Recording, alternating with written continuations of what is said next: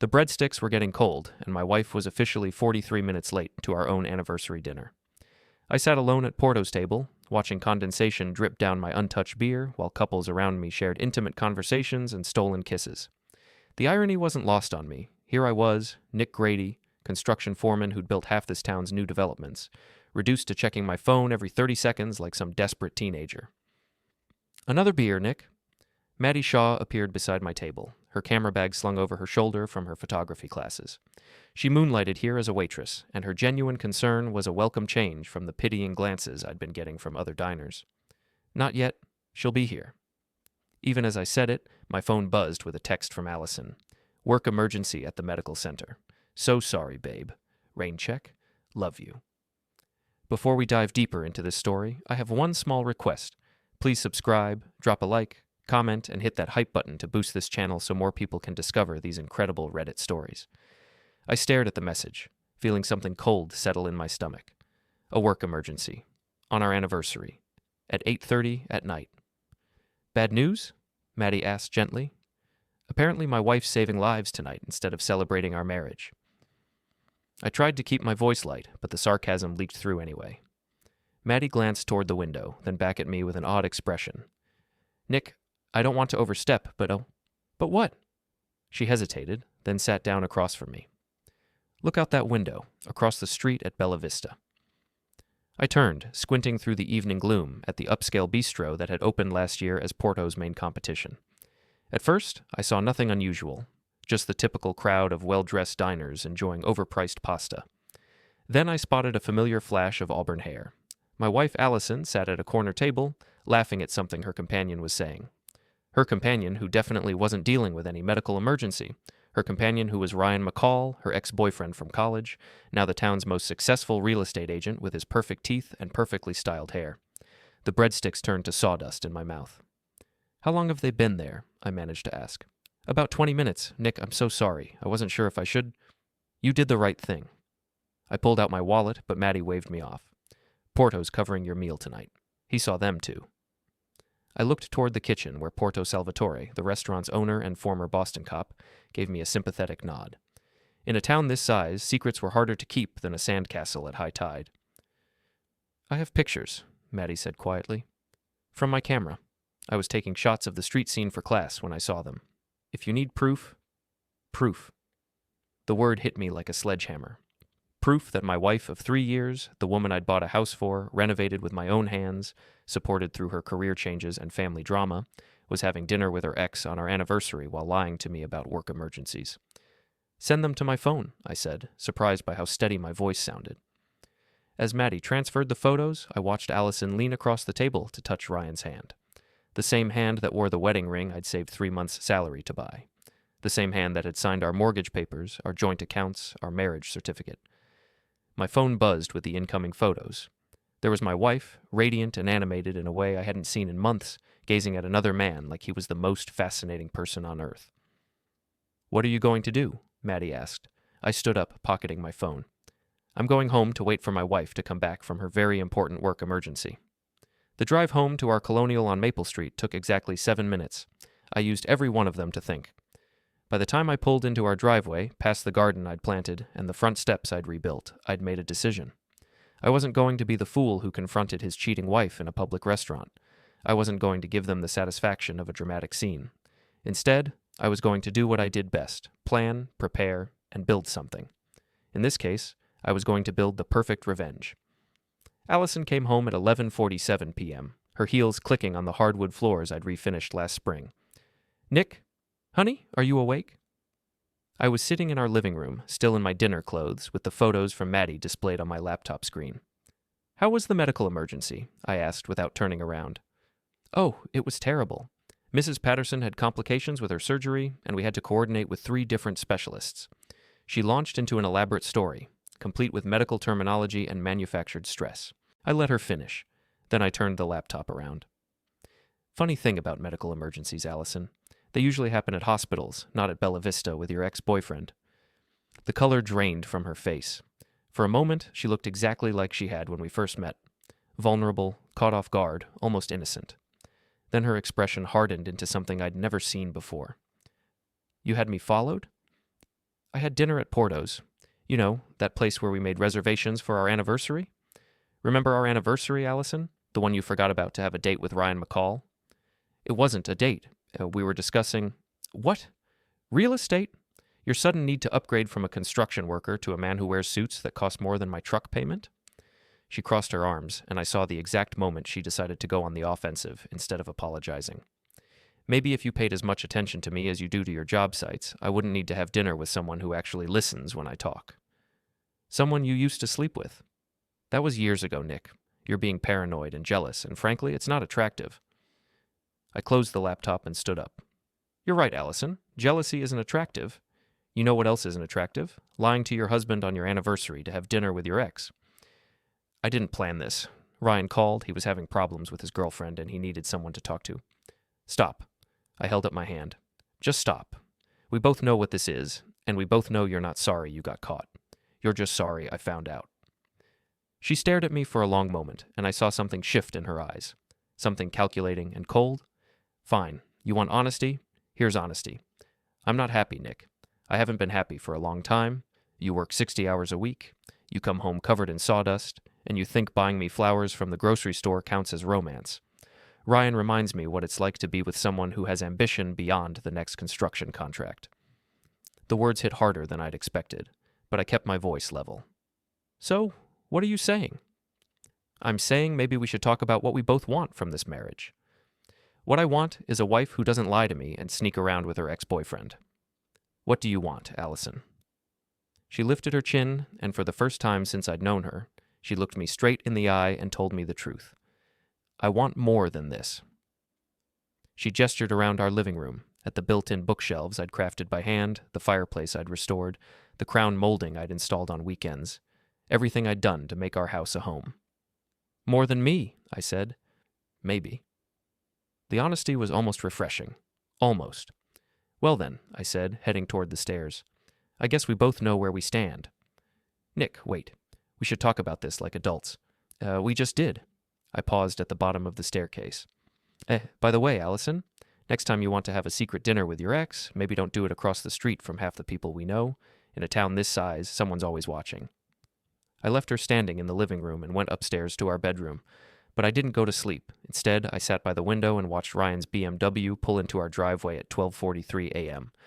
I watched my wife sneak out to talk to him. I watched them kiss under our porch light, and I started planning exactly how I was going to destroy them both. The next morning, Alison was gone before I woke up. She'd left a note on the kitchen counter. Staying at Carla's for a few days, we need space to think. Space to think. Right. More like space to figure out how to spin this situation to her advantage. I made coffee in the kitchen I'd remodeled 2 years ago and called in sick to work for the first time in 5 years. My crew chief, Pete Martinez, would cover for me. He'd been my best friend since high school and had seen me through my father's paths, my mother's remarriage, and every major crisis in between. By 9 a.m., I was back at Porto's table, ostensibly for breakfast, but really to talk to Maddie and Porto about what I'd witnessed the night before. She brought him to your house? Maddie's eyes widened as she poured my coffee. That's bold, even for someone cheating. Bold's one word for it. I pulled out my phone and showed her the photos I'd taken from our bedroom window. I've got pictures of them in my driveway, on my porch, kissing under the light I installed when we moved in. Porto emerged from the kitchen, wiping his hands on his apron.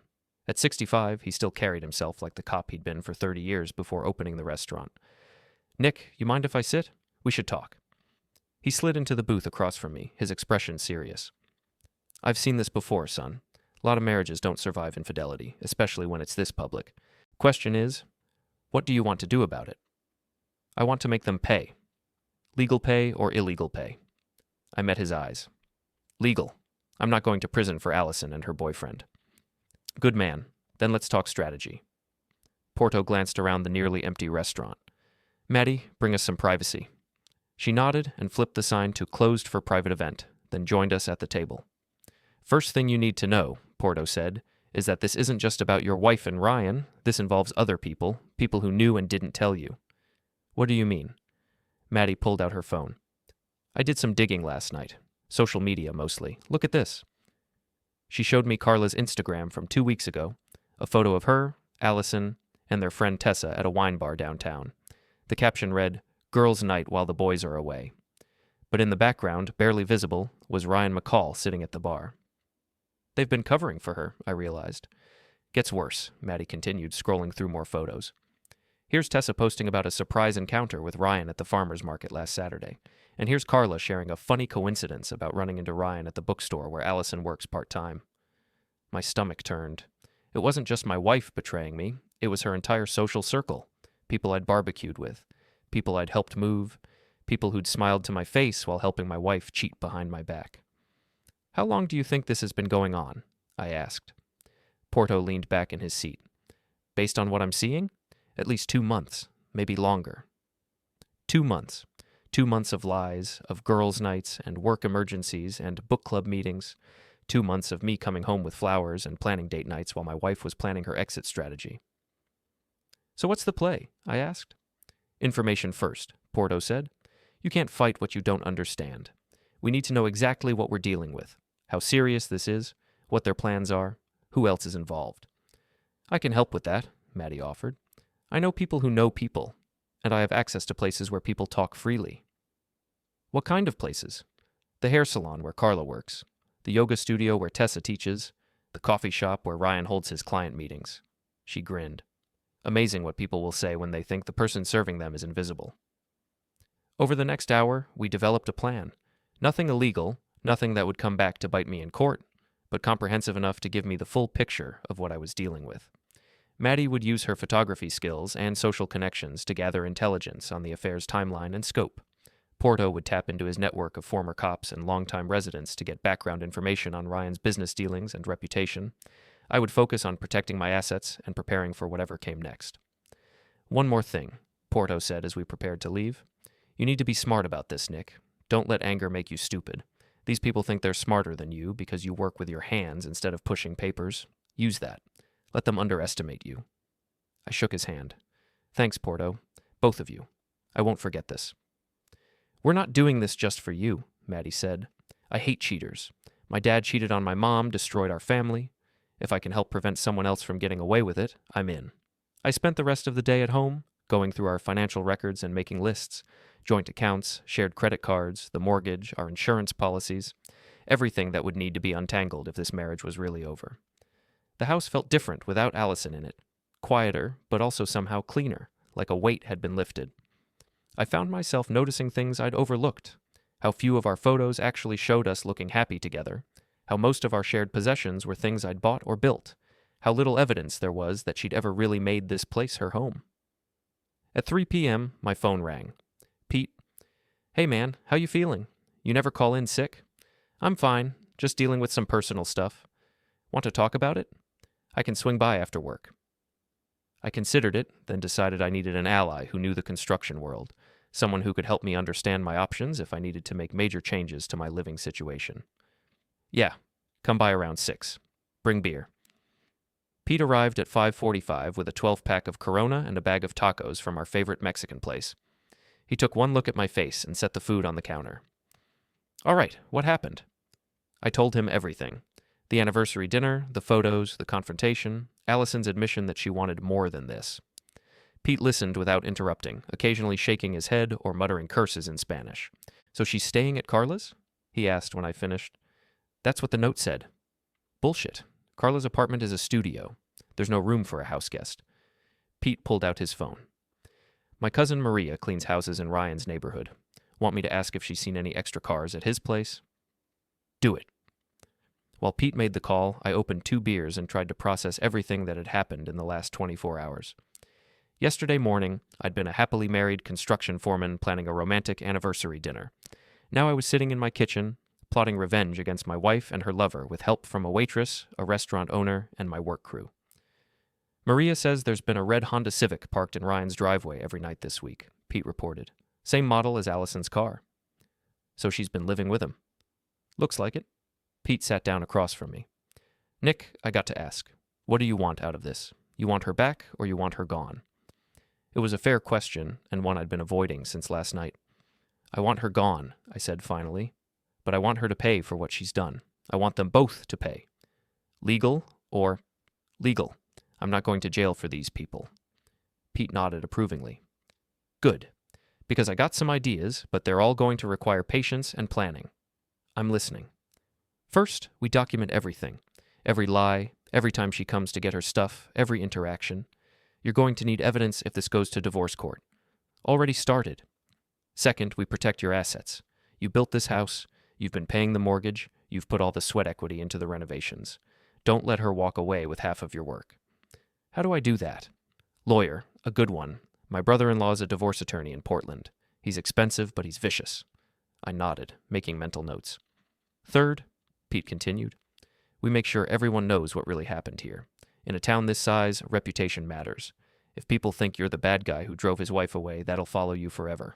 But if they know the truth, that she's a cheater who abandoned her marriage for her ex-boyfriend, that's a different story. How do we do that without looking like I'm just bad-mouthing my ex-wife? Pete grinned. Leave that to me. I know people who know people. By the time I'm done, everyone from the hardware store to the church ladies will know exactly what Alison Grady is really like.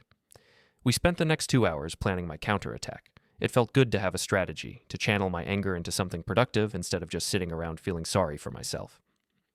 At 8 p.m., my phone buzzed with a text from an unknown number. This is Ryan. We need to talk. Meet me at the Rusty Anchor at 9. I showed the message to Pete, who laughed out loud. He wants to meet at the Anchor? That's your territory, man. Every guy on every crew in town drinks there. Think it's a trap? Nah, I think he's an idiot. But let's find out. Pete stood up and grabbed his keys. I'm driving, and I'm bringing backup. What kind of backup? The kind that builds houses for a living and doesn't like pretty boys who steal other men's wives. As we headed for the door, I felt something I hadn't experienced since finding those photos. Anticipation. Ryan McCall wanted to talk? Fine, let's talk. But we were going to do it on my terms, in my territory, with my people. Time for Mr. Perfect Hair to learn what happened when you messed with a construction worker in a blue-collar town. The Rusty Anchor was exactly what it sounded like. A dive bar that catered to fishermen, construction workers, and anyone else who preferred honest drinks to fancy cocktails. The walls were covered with maritime memorabilia and photos of local sports teams. The floor was sticky with decades of spilled beer, and the jukebox played classic rock and country music exclusively. In other words, it was the last place Ryan McCall would ever choose to spend an evening. Pete and I arrived at 8:45 to find the usual crowd of familiar faces. Word had already spread, somehow it always did in places like this, and I could feel the supportive nods and hear the muttered comments as we made our way to the bar. Nick, heard you're having some trouble at home. Big Jim Kowalski, who ran the local plumbing company, clapped me on the shoulder. You need anything, you let me know. Appreciate it, Jim. That McCall bastard thinks he's better than us working folks, added Tommy Chen, an electrician I'd collaborated with on dozens of projects.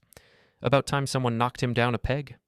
By 9 p.m., I had a dozen guys casually positioned around the bar, all nursing beers and pretending to watch the baseball game on TV. When Ryan walked through the door in his expensive suit and Italian leather shoes, the entire place went quiet. He spotted me immediately and walked over, looking increasingly uncomfortable with each step. Up close, I could see why Alison was attracted to him. He had the kind of polished good looks that came from expensive grooming and a gym membership, the kind of confidence that money and success could buy. Nick, thanks for meeting me. Ryan. I didn't offer to shake hands. You said we needed to talk? He glanced around the bar, taking in the hostile stares and crossed arms of my impromptu backup crew. Maybe we could find somewhere more private? This is fine. These are my friends. They know all about you already. His jaw tightened, but he pressed on. Look, I know this situation is complicated. Complicated? I laughed, loud enough for the whole bar to hear. Is that what we're calling adultery now? Complicated? It's not what you think. Really, because what I think is that you've been screwing my wife for at least 2 months while she lies to me about work emergencies and girls' nights. Am I wrong? Ryan's face flushed red. Alison and I have a history. We were together long before she met you. And now you're together again while she's married to me. That makes you what exactly? A romantic? Or just a guy who likes stealing other men's wives? The bar was dead silent now. Every conversation stopped, every eye focused on our confrontation. I didn't steal anything, Ryan said, his voice rising. Alison came to me. She's unhappy, Nick. She has been for a long time. So you thought you'd help her out? Out of the goodness of your heart? I thought I'd give her what she deserves. Someone who appreciates her intelligence, her ambition, her potential. Someone who can give her the life she wants. I felt Pete tense beside me, ready to jump in if things got physical. But I held up a hand. This was my fight. The life she wants, I repeated.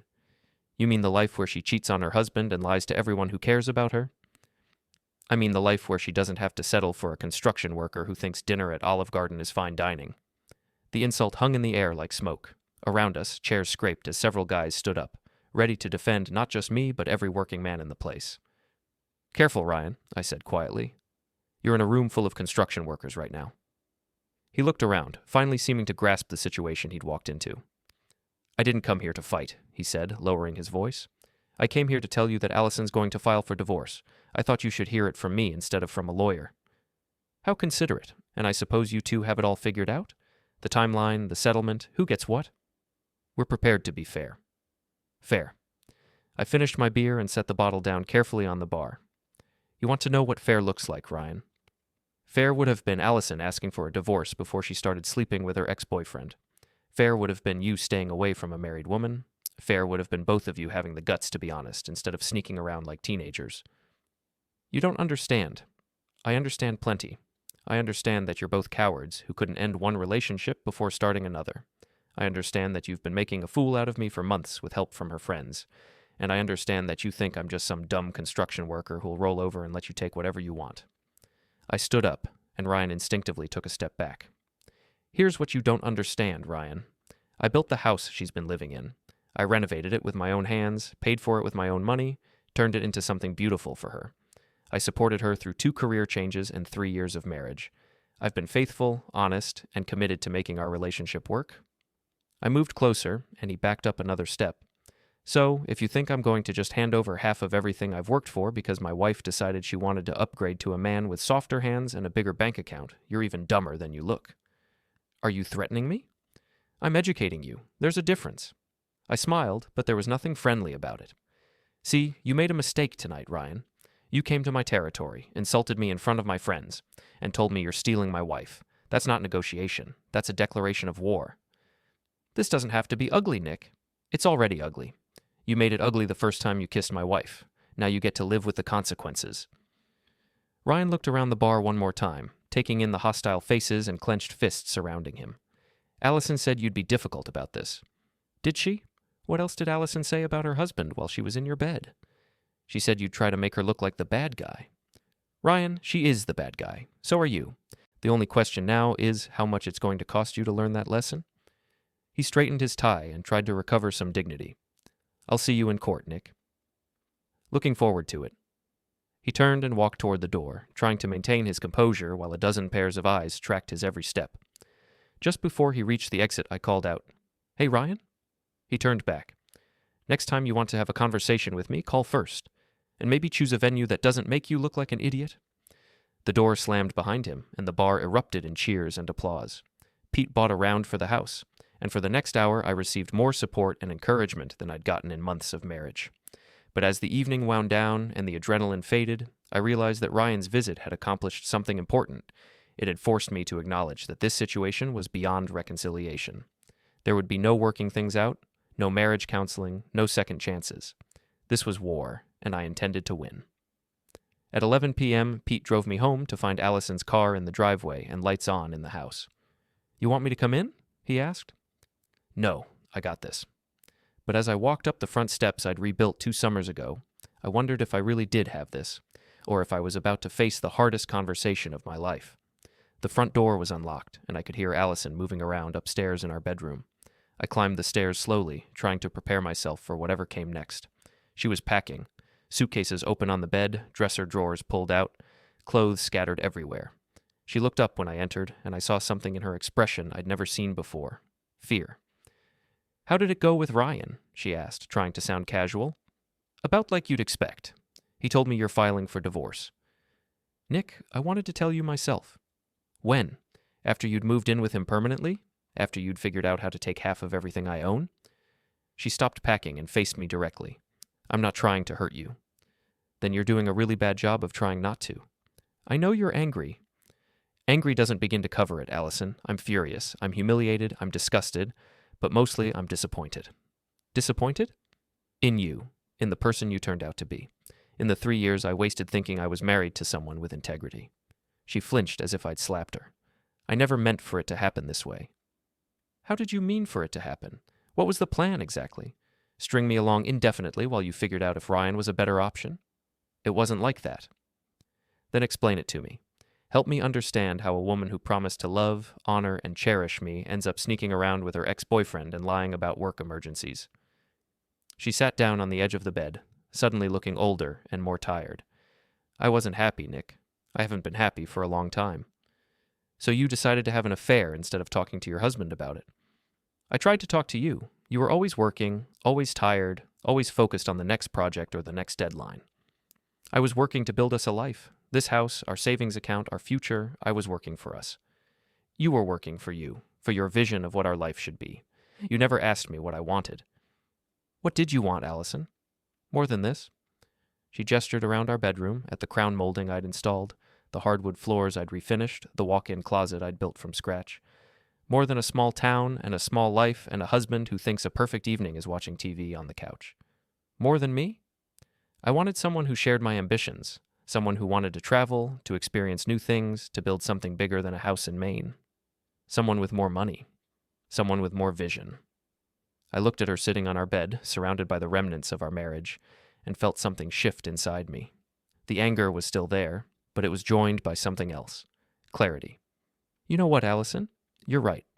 She looked surprised. You deserve more than me. You deserve someone who lies as easily as you do.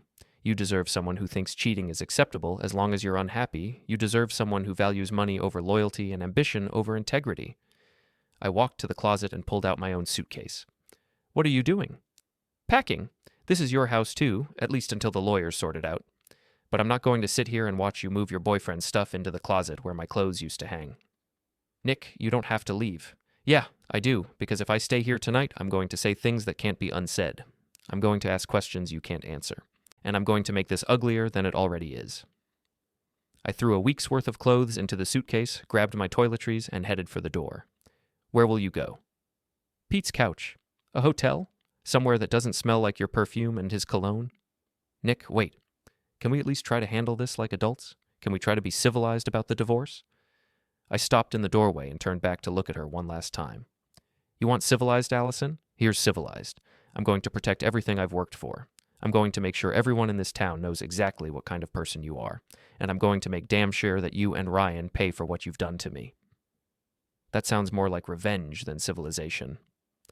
Maybe, but you know what?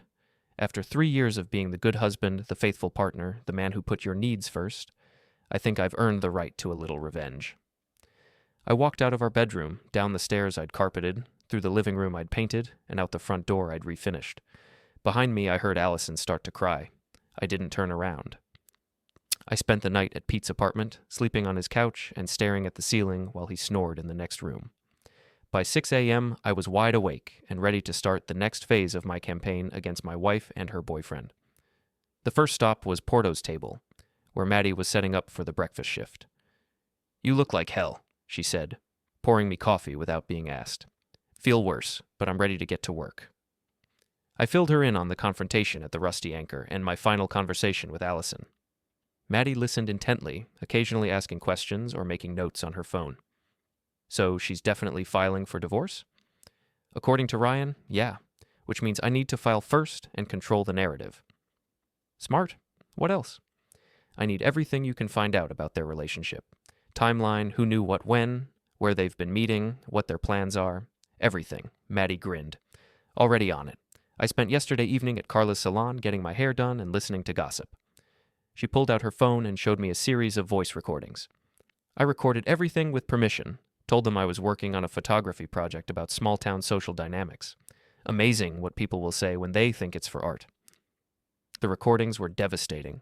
Carla bragging about helping Alison reconnect with her true love. Tessa laughing about how clueless I was. Other women discussing how long the affair had been going on and speculating about when Alison would finally leave me. How long? I asked. Based on what I heard? At least 4 months, maybe longer. 4 months. 4 months of elaborate lies, coordinated deceptions, and systematic betrayal. 4 months of me coming home with flowers while my wife was planning her exit strategy with her ex-boyfriend. There's more, Maddie continued. Ryan's been telling people at the country club that you're an abusive husband, says Alison's afraid of you, that she's been trying to leave for months, but you've been threatening her. My blood ran cold. That's complete bullshit. I know that. You know that. But if it gets around town, it could hurt you in the divorce proceedings. What kind of threats am I supposedly making?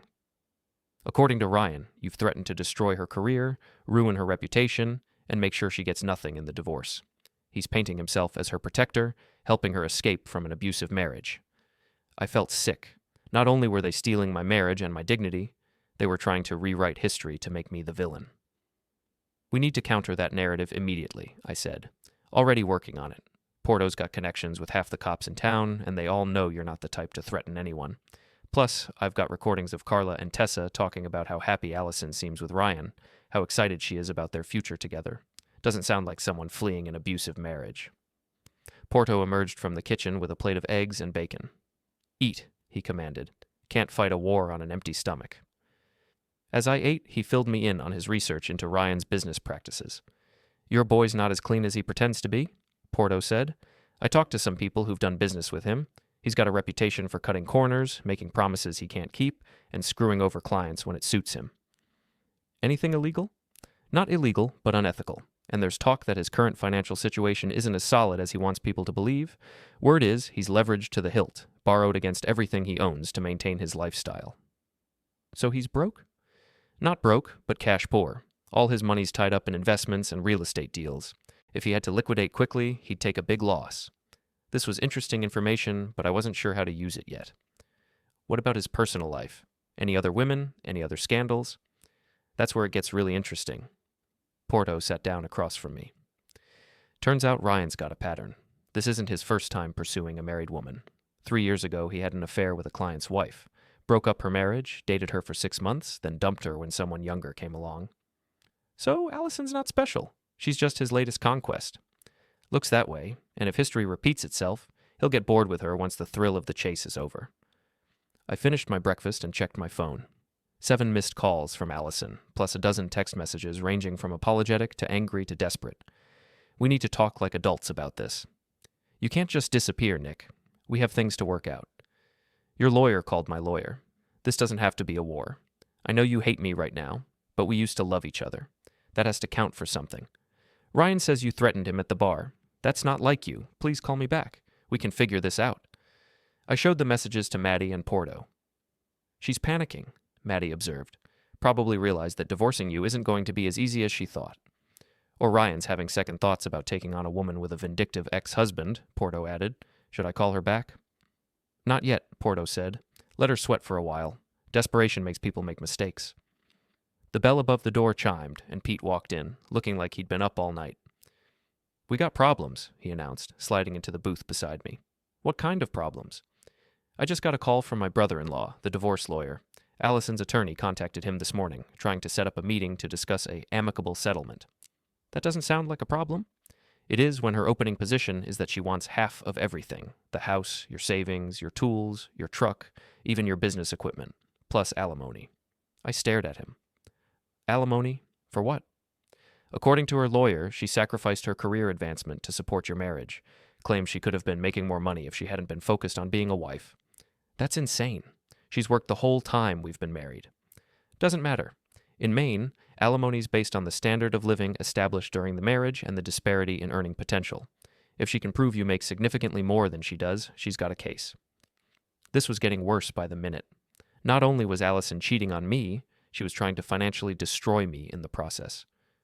What are my options? Fight it. Document everything. Prove that the marriage failed because of her infidelity, not because of anything you did wrong, and pray we get a judge who doesn't believe cheaters deserve to profit from their betrayal. How long will that take? Months, maybe a year, and it'll cost you a fortune in legal fees. I felt the walls closing in. Even if I won, I'd be financially ruined by the time it was over. And if I lost, I'd lose everything I'd worked for while Alison and Ryan started their new life together with my money. There has to be another way, I said. Like what? I looked around the table at my allies, Pete, Maddie, and Porto. 3 people who barely knew me a week ago, but were willing to help me fight for my dignity and my future. Like making sure they don't want to go to court, I said slowly. like making sure they'd rather settle quickly and quietly than have their dirty laundry aired in public. "What are you thinking?" Maddie asked. "I'm thinking that Ryan's built his reputation on being the successful, respectable businessman, and Alison's built hers on being the perfect wife and professional woman. What happens if everyone in town finds out what they're really like?" "Social pressure," Porto nodded approvingly. "In a town this size, reputation is everything." "Exactly. Ryan needs clients who trust him with their biggest financial decisions. Alison needs professional references and social connections. If everyone knows they're cheaters and liars, their lives become very uncomfortable very quickly," Pete finished. "And uncomfortable people make bad decisions," Maddie added, like agreeing to divorce settlements that favor the wronged party. I felt a plan beginning to take shape. It was risky, and it would require perfect timing and execution. But it was better than spending the next year in court while my savings account drained away. "All right," I said. "Let's destroy their reputation so thoroughly that they'll beg me to take a settlement." "How?" Pete asked. I smiled for the first time in days. "By telling the truth, loudly, publicly, and with evidence." "That could backfire," Porto warned. "Well, gee, if it looks like you're just a bitter ex-husband spreading lies, people might sympathize with them." "Then we make sure it doesn't look like that. We make sure it looks like concerned citizens sharing important information about people in positions of trust." I turned to Maddie. "You said you recorded conversations at the salon?" "Hours of them." "And you have photos of them together?" "Dozens." "Porto, you said Ryan's got a history of this behavior?" "I can get you names and details." "Pete, your crew works all over town, right? Houses, businesses, public buildings?" "Yeah, why?" "Because I want everyone in this town to know exactly what Alison Grady and Ryan McCall are really like. And I want them to know it before my wife's lawyer files those divorce papers." Over the next hour, we planned what would become known around town as the Truth Campaign. It was ambitious, comprehensive, and completely legal. It was also going to be the most satisfying week of my life. By the time we finished planning, I had 17 missed calls from Alison and a text message from Ryan. "We need to meet. This has gone far enough." I showed the message to the group. "He's scared," Maddie observed. "Good," I replied. "He should be." I typed back, "You're right. It has gone far enough. Time to end it." But I wasn't talking about ending the conflict. I was talking about ending them. The war was about to begin in earnest. The beauty of living in a small town is that information travels fast. The downside of cheating on your spouse in a small town is that information travels fast. By Wednesday morning, our truth campaign was in full swing. It started with Maddie's photography exhibition. She'd convinced the local coffee shop to display her Social Dynamics series, candid shots of people around town, including several crystal-clear images of Alison and Ryan together at various locations over the past month. The photos were artistically composed and completely legal, since they were all taken in public spaces. The coffee shop was packed that morning. Word had spread that there was something interesting to see, and in a town where entertainment options were limited, an art exhibition drew a crowd. I watched from across the street as people studied the photos, pointed at familiar faces, and whispered to each other. Mrs. Henderson from the Church Ladies' Auxiliary spent 20 minutes examining a photo of Alison and Ryan holding hands outside the bookstore. By noon, she'd called half the congregation. Phase 2 involved Porto's connections in the service industry. Restaurant servers, bartenders, shop clerks, people who saw everything but were usually invisible to customers like Ryan and Alison. Porto had asked them to share any interesting observations they'd made recently, and the stories were flooding in. The hostess at Bella Vista confirmed that Ryan and Alison had been regular customers for months, always requesting the same corner table, always paying cash. The bartender at the upscale hotel downtown remembered them checking in together on multiple afternoons.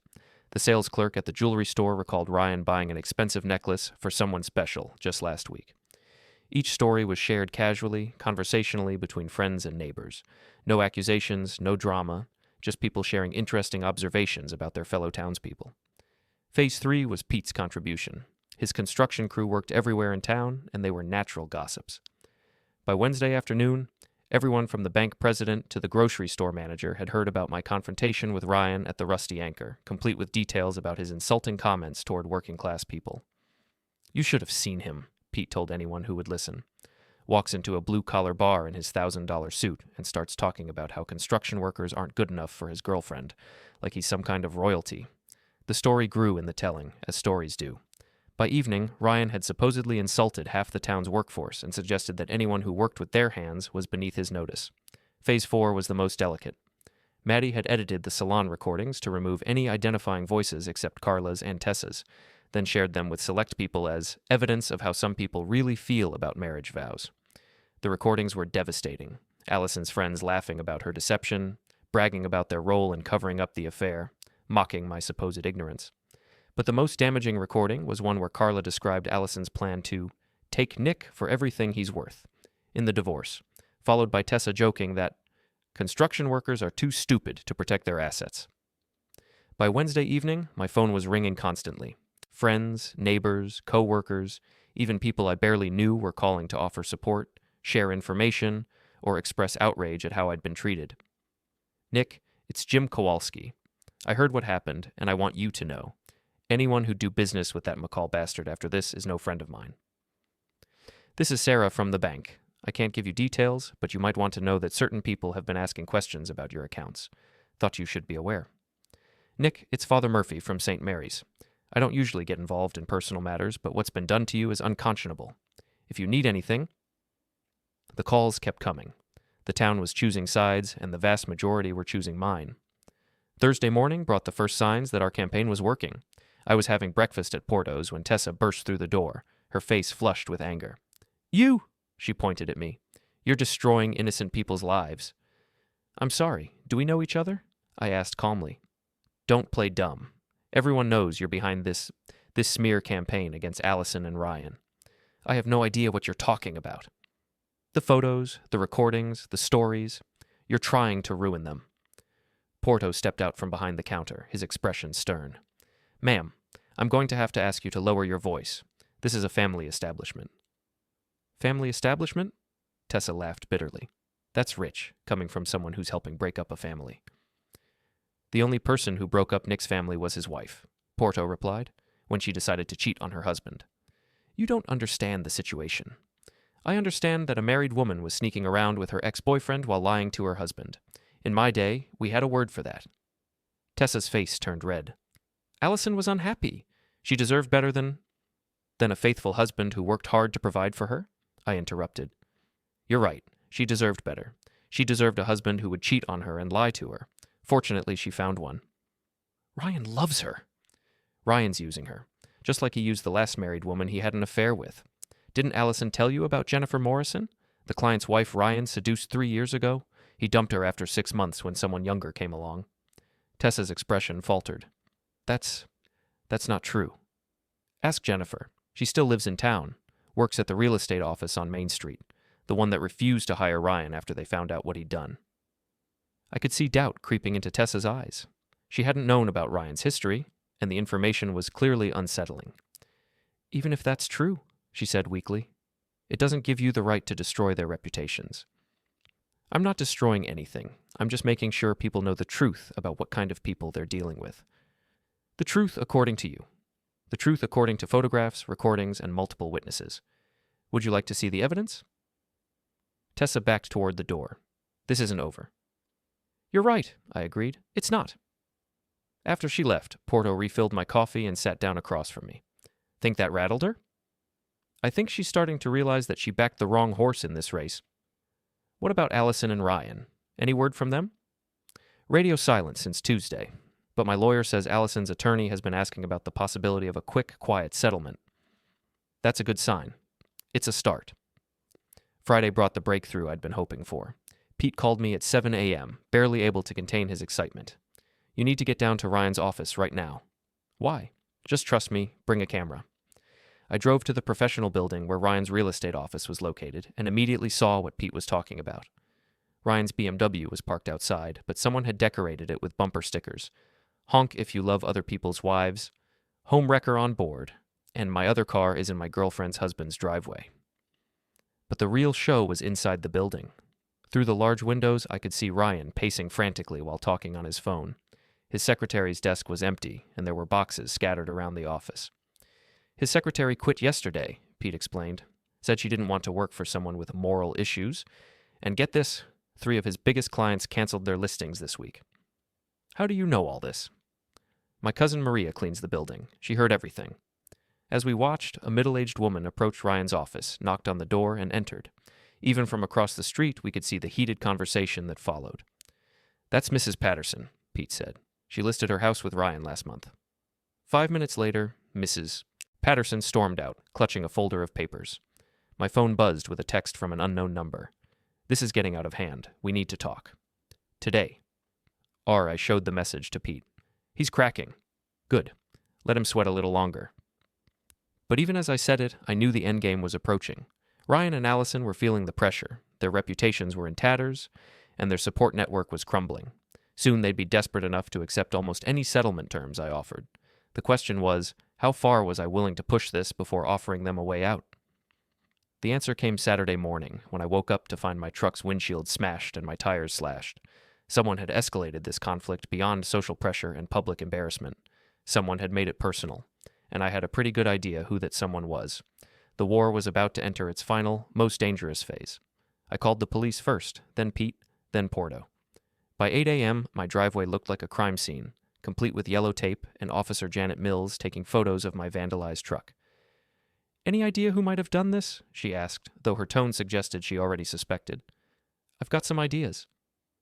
"This wouldn't have anything to do with your marital situation, would it?" "Might." Officer Mills had been a cop in this town for 15 years. She'd seen every kind of domestic dispute, and she knew how these things could escalate. "Nick, I'm going to give you some advice. Document everything, stay away from your wife and her boyfriend, and let the lawyers handle this. Don't give anyone a reason to claim you're the aggressor." "I understand." "Do you? Because whoever did this is trying to provoke you into doing something stupid. Don't take the bait." After she left, Pete helped me arrange for a tow truck while Porto made coffee and we planned our response. "This changes things," Porto said. "Property damage is a felony. Whoever did this just handed you ammunition for the divorce proceedings." "Assuming we can prove who did it." "We can." Maddie appeared in the doorway, holding her camera. "I've been documenting everything for the past week, including some very interesting activity around your neighborhood last night." She showed us a series of photos taken from across the street. Someone in dark clothes approaching my truck around 2 a.m., then fleeing when a neighbor's dog started barking. "Can you identify who it is?" "Not definitively, but look at this." She zoomed in on one photo. "See that car parked at the end of the block? That's Ryan's BMW." "That's not enough for a conviction, but it's enough to make him very nervous," Porto observed, "especially when combined with this." Maddie played an audio recording on her phone. Ryan's voice, clearly agitated. "I don't care what it takes, this has to stop. He's destroying everything we've worked for." "When did you record this?" "Yesterday afternoon, outside his office. He was talking to someone on his phone, probably Alison." I studied the photos and listened to the recording. We had circumstantial evidence, but nothing that would hold up in court. However, we didn't need courtroom quality proof. We just needed enough to make Ryan and Alison realize that their situation was getting worse, not better. "Time for the final push," I decided. "What do you have in mind?" Pete asked. "A public confrontation. Somewhere visible, somewhere they can't avoid, somewhere everyone will see exactly what kind of people they really are." "That's risky," Porto warned. "If it goes wrong, you could end up looking like the bad guy." "If it goes right, this whole thing ends today." I spent the rest of Saturday preparing.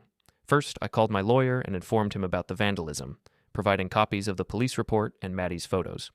Then I reached out to several key people in town, the bank president, the mayor, the president of the Chamber of Commerce, and invited them to an impromptu gathering at Porto's table that evening. "What kind of gathering?" the bank president asked. "The kind where the truth comes out," I replied. By 6 p.m., Porto's table was packed with what amounted to the town's unofficial leadership council. Business owners, civic leaders, longtime residents, people whose opinions carried weight and whose support could make or break someone's reputation in the community. I stood up and addressed the room. "Thank you all for coming. I know this is unusual, but I felt it was important to address some rumors that have been circulating about me and my family situation." The room fell silent. "As most of you know, my wife Alison has been having an affair with Ryan McCall. This isn't speculation or gossip. It's a documented fact, and I have evidence to prove it." I nodded to Maddie, who began distributing copies of the photographs and transcripts of the recordings. "What you're seeing is a pattern of deception and betrayal that goes back at least 4 months. But more than that, it's evidence of the kind of people we're dealing with. People who lie to their spouses, manipulate their friends, and show complete disregard for the commitments they've made." Mayor Davidson studied the photos with a frown. "Nick, this is clearly a personal matter. Why are you making it public?" Because Ryan McCall handles real estate transactions for half the people in this room. Because he's asking you to trust him with your biggest financial decisions while he's systematically betraying the trust of everyone in his personal life. I turned to address the entire room. Because my wife works in human resources at the medical center, making decisions about hiring and firing, about who gets promoted and who gets disciplined. Do you want those decisions made by someone who thinks deception and manipulation are acceptable ways to get what she wants? The room buzzed with quiet conversations as people examined the evidence and considered the implications. Furthermore, I continued, someone vandalized my truck last night, causing thousands of dollars in damage. The police report is included in your packets, along with photographic evidence suggesting that Ryan McCall was involved. This drew audible gasps from several people. I'm not asking you to take sides in my divorce. I'm asking you to consider whether these are the kind of people you want representing your interests, handling your business, or holding positions of trust in our community. I sat down, and the room erupted in discussion. People were passing around the photos, reading the transcripts, and debating the implications in heated whispers. After 20 minutes, Mayor Davidson called for quiet. Nick, this is comprehensive and disturbing, but what do you want from us? Nothing. I just want you to have all the facts so you can make informed decisions about who you choose to do business with. This feels like a coordinated attack on two people's reputations. This is a coordinated revelation of two people's character. Everything I've shown you is true, documented, and verifiable. The mayor looked around the room, gauging the mood of the assembled crowd. I think we need to consider this information carefully, and the front door burst open, and Ryan McCall stormed in, followed closely by Alison. Both looked haggard and desperate. This ends now, Ryan shouted, pointing at me. This harassment, this stalking, this campaign of lies, it ends right now. The room fell dead silent. Every eye turned to the couple standing in the doorway, and I could see people comparing them to the photos they'd just been studying. Ryan, I said calmly, I wasn't aware you'd been invited to this gathering. I don't need an invitation to defend myself against a psychopath. Psychopath? I stood up slowly. That's an interesting choice of words from someone who's been stalking my wife for months. I wasn't stalking her. We're in love. You're in love with a married woman. What does that make you? Alison stepped forward, her face flushed with anger. Nick, this has to stop. You're destroying innocent people's lives. Innocent? I laughed. Alison, there are 50 people in this room looking at photographs of you cheating on your husband. In what universe are you innocent?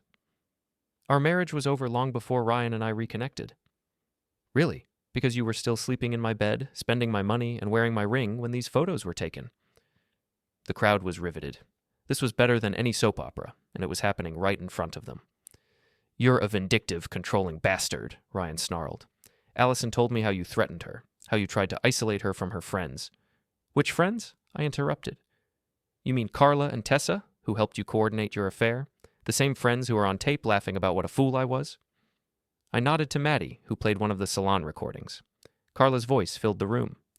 The best part is how clueless Nick is. He actually thinks she's working late. The laughter that followed was cruel and mocking. Alison went white. You recorded private conversations? I documented evidence of a conspiracy to defraud me of my marriage, my money, and my dignity. That's illegal. Actually, it's not. Maine is a one-party consent state.